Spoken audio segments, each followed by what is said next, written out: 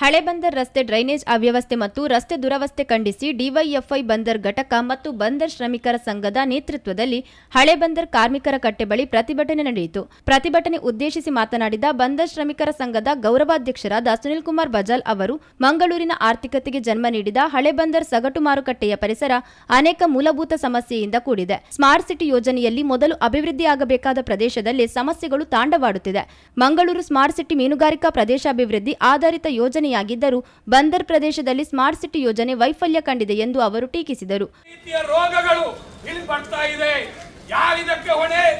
ಒಂದು ಕಡೆ ಕಷ್ಟಪಟ್ಟು ದುಡಿತಕ್ಕಂತ ಕಾರ್ಮಿಕರು, ಇನ್ನೊಂದು ಕಡೆ ನಮ್ಮ ಸಾರ್ವಜನಿಕರು. ಈ ರಸ್ತೆಯನ್ನು ಉಪಯೋಗ ಮಾಡತಕ್ಕಂತ ಸಾರ್ವಜನಿಕರಿಗೆ ಹೆಚ್ಚು ಕಮ್ಮಿ ಆದ್ರೆ ಯಾರು ಜವಾಬ್ದಾರಿ? ಹೌದು, ಪ್ರತಿಭಟನೆ ಮಾಡಬೇಕಾದ್ರೆ ಅಧಿಕಾರಿಗಳು ಬಂದು ಭರವಸೆಯನ್ನು ಕೊಟ್ಟು ಹೋದ್ರು, ಆಗುತ್ತೆ ಅಂತ ಹೇಳಿದ್ರು. ಆದ್ರೆ ನಾನು ಕೇಳೋದು, ಇಂಥ ಸಣ್ಣ ಪುಟ್ಟ ವಿಚಾರಗಳಿಗೆ ನಾವು ನಮ್ಮ ಕೆಲಸವನ್ನ ಬದಿಗಿಟ್ಟು ನಮ್ಮ ಯುವಕರು ಬಂದು ಇಷ್ಟು ದೊಡ್ಡ ಸಂಖ್ಯೆಯಲ್ಲಿ ಪ್ರತಿಭಟನೆ ಮಾಡಬೇಕಾ?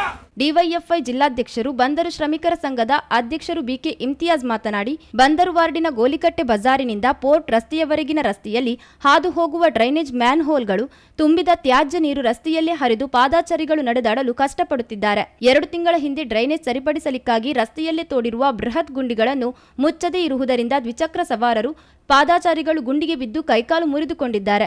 ಪಾಲಿಕೆಯ ನಿರ್ಲಕ್ಷ್ಯದಿಂದಾಗಿ ಸಾರ್ವಜನಿಕರು, ಕಾರ್ಮಿಕರು ತೀವ್ರ ತೊಂದರೆಯನ್ನು ಅನುಭವಿಸುವಂತಾಗಿದೆ ಎಂದರು.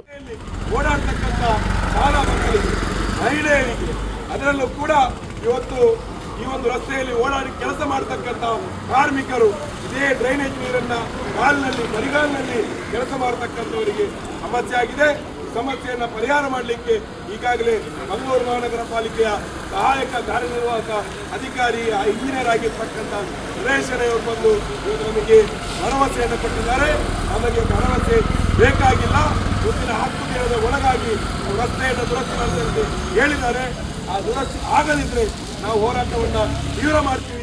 ಪ್ರತಿಭಟನೆಯ ಸ್ಥಳಕ್ಕೆ ಬಂದ ನಗರ ಪಾಲಿಕೆಯ ಸಹಾಯಕ ಕಾರ್ಯನಿರ್ವಾಹಕ ಅಭಿಯಂತರರಾದ ನರೇಶ್ ಶೆಣೈ ಅವರು ಸಮಸ್ಯೆಯ ಪರಿಹಾರದ ಬಗ್ಗೆ ಭರವಸೆ ನೀಡಿದರು. ಪಟ್ಟು ಬಿಡದ ಪ್ರತಿಭಟನಾಕಾರರು ಪ್ರತಿಭಟನೆ ನಡೆಸಿ ಸಮಸ್ಯೆ ಪರಿಹಾರಕ್ಕೆ ವಾರದ ಗಡುವು ನೀಡಿದರು.